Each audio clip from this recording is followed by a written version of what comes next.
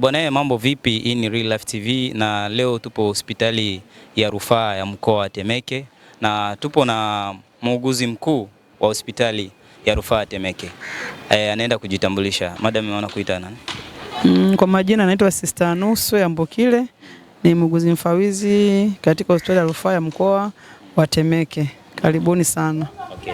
Baada ya zoezi ya Kongo kufanya uchangizi wa damu hapa, unawasi watu wengine ambao hawajafanya uchangizi wa damu ambao hawajabatikaga kufanya uchangizi wa damu wajitokeze kwa wingi na wapate faida zipi? Asante ndugu mtangazaji. Kwanza leo ilikuwa ni siku ya uhuru wa Kongo, tarehe 30 mwezi wa 6. Kwa hiyo Wakongo kama Wakongo wamechagua hospitali ya rufaa ya mkoa wa Temeke kuja kutoa damu. Kwa hilo kwanza tunawashukuru sana kwa sababu ni watu wachache sana ambao wanapenda kutoa huduma kama hizo kwa wagonjwa ambao wako hospitali. Zaidi wengi wanatoka kwenye mastarehe na sehemu zingine tofauti. Lakini ile kwa Wakongo tumefurahi sana kuwaona. Kwa niaba ya mkurugenzi wa hospitali ya rufaa ya mkoa wa Temeke pamoja na management, tunawashukuru sana Wakongo kuja kutoa damu.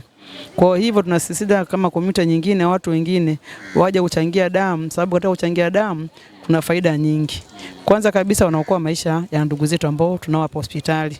Kuna watoto wachanga wanahitaji damu, kuna kina mama wajawazito wanahitaji damu, kuna watu wamefanyia operation mbalimbali wanahitaji damu. Kwa hiyo kutoa kwa damu, watu wa Kongo wametusaidia kuhudumia au kuokoa maisha ya wagonjwa. Ya pili nyingine ambayo faida nyingine ambayo nataka hata watu wengine waje kutusaidia kutoa damu ni kwamba wanatuongezea wingi wa damu katika benki yetu.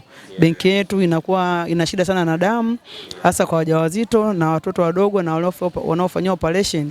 Damu ni chache. Kwa hiyo Wakongo leo wametuongezea idadi ya damu. Walikuja Wakongo 20 lakini tumepata unit 15. Kuna wengine tu ambao wameshindwa kutoa kutokana na matatizo mbalimbali, wengine wako wanauma malaria, wengine wana changamoto za kudumu, kiasi kwamba watu kama watu hawezi kufanyaje kuwafanya watoe damu. Na faida nyingine ambayo nataka nielezee ni kuwa unapotoa damu, chembe hai hizo za damu zinakuwa mpya zaidi. Kwa hiyo ina maana kuna mfumo mzunguko mzuri wa chembe hai katika damu hai katika mwili, kwa sababu zile ambazo zimeshakucha na wakati zinatolewa, zinapotolewa zinazalishwa nyingine. Kwa hiyo unapotoa ndo unazalisha kitu kingine kipya zaidi katika mwili wako. Kwa hiyo mwili unakuwa una afya, upande wa moyo unasukuma damu vizuri kabisa, mambo ya usongo wa mawazo yanaondoka katika mwili wako. Kwa hiyo ni faida nyingi tu za kuchangia zinatokana na kuchangia damu. Kwa hiyo nawakaribisha watu wote waje wachangie damu. Hata Wakongo wasisubiri siku yao ya uhuru wao, muda wote wataka kuchangia damu watupigie simu, sisi tunawakaribisha ili kuendelea kuwatolea huduma wagonjwa wetu ambao tunawategemea na tunataka wapone waende nyumbani wakiwa salama. Baada ya watu kadhaa kusipobahatika kutoa damu, watu wengine ambao hawastahili kutoa damu hospitalini ni watu gani?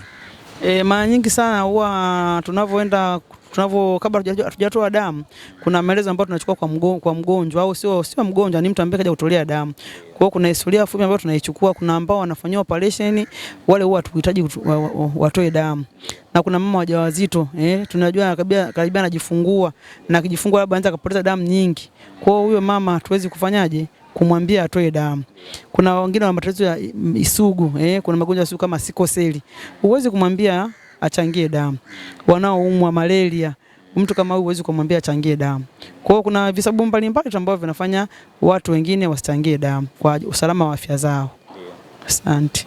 Kama mlivyosikia madam alivyoeleza watu ambao wastahili kuchangia damu na faida za kuchangia damu, na yeye ametoa wito kwa watu wote kujitokeza hapa hospitalini ili wachangie damu na wabahatike kufanya uchunguzi wa mwili wao, yani tests.